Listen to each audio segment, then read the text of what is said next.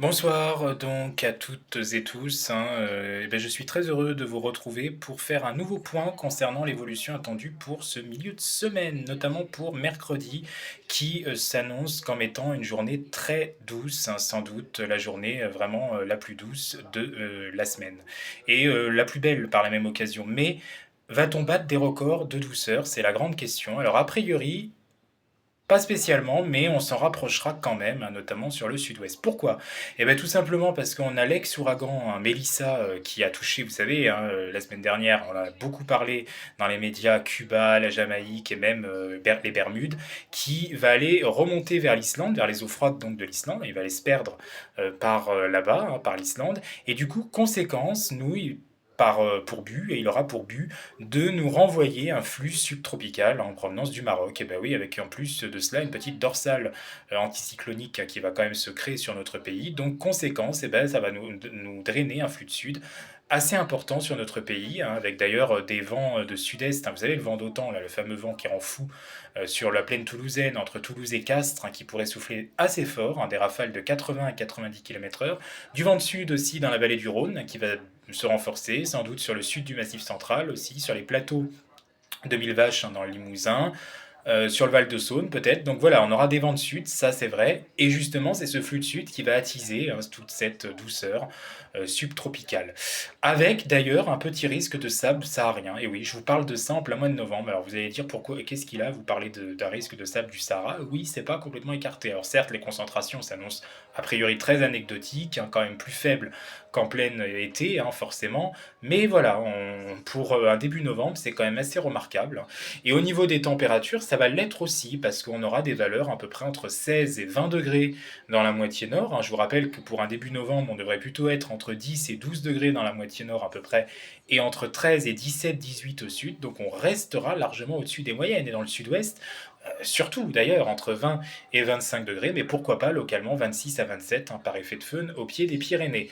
Il faut quand même savoir que malgré tout, justement, si on a un peu de sable en provenance du Sahara, donc une nébulosité un peu plus importante et un ciel un peu plus laiteux, une nébulosité plus importante, ça pourrait freiner, entre guillemets, un petit peu cette hausse des températures. Donc on aura peut-être pas 25, 26, 27 dans le sud-ouest, mais plutôt 21, 22, voire 23 degrés, quoi. Voilà, c'est un petit peu moins, voire 20, 20 hein, même, hein. Ça dépendra, je vous l'ai dit, hein, de ce sable et de cette nébulosité, hein, qui sera présente ou pas. Si elle est moins présente que prévu, bon, bah là, on aura vraiment les valeurs, hein, de température qui semblent être à peu près prévues à ce jour, hein, c'est-à-dire pour ce lundi.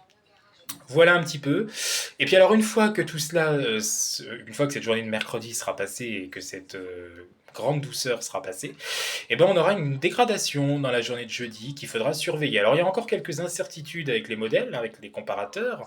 J'ai vu un peu les différents comparatifs, même si a priori, bon, il y aura un front jeudi, il y aura une dégradation, un front pluvieux orageux d'ailleurs, hein. Il pourrait y avoir quelques orages, oui, oui, oui, avec cet air chaud qui se sera accumulé, hein, durant la journée de mercredi, alors surtout d'ailleurs dans la partie sud-ouest. Et ça sera une très bonne nouvelle s'il pleut entre le Val-de-Garonne et le Roussillon, parce que vraiment on manque d'eau dans ces régions. Alors je ne sais pas si on parlera réellement d'un épisode Sevno, a priori non, hein, c'est pas vraiment prévu, ça sera pas non plus ce qui semble le plus qu'on retiendra actuellement, mais quand même, on se méfie avec ces pluies orageuses, hein, qui pourraient finalement se prolonger jusqu'à la Normandie. Mais je vous ai dit, là, il y a une petite incertitude sur le front. Certains modèles voient ce front progresser plus avant, donc plus vers les régions centrales, bassin parisien, Hauts-de-France, hein, éventuellement.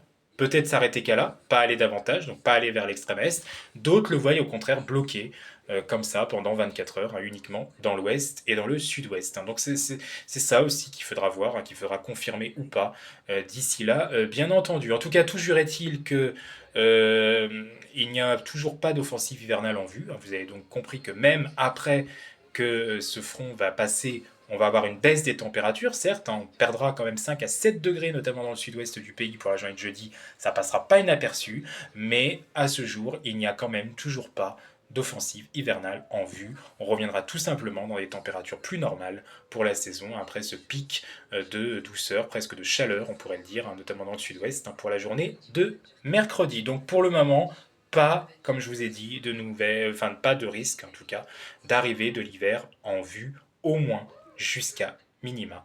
le milieu du mois de novembre. Mais ça, on suivra ça bien sûr hein, ensemble, l'état du vortex polaire au fil des prochaines semaines, etc. Et voir vraiment comment d'ici là les choses évolueront. Bon début de semaine à vous toutes et à vous tous quand même en attendant et à très bientôt. Merci.